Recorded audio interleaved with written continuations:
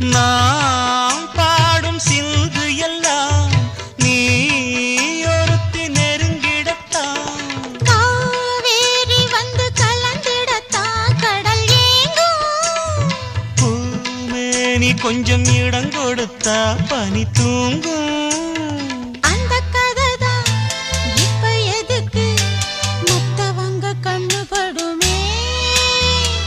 யாரோ சொன்னாங்க என்ன